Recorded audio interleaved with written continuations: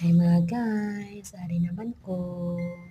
Naglagaw naman kami kagabi, kada gabi na lang gid ni siya.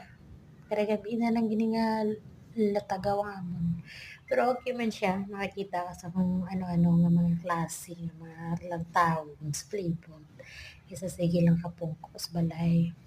May man ang ma-refresh ang utak ta ba ay sige lang ta ka kulong sa may balay. Lagaw lang anta balaw na. O, 'di ba may makita ka talaga lakat-lakat, sari-sari mga baligya, o may nakaitom, may nakaputi.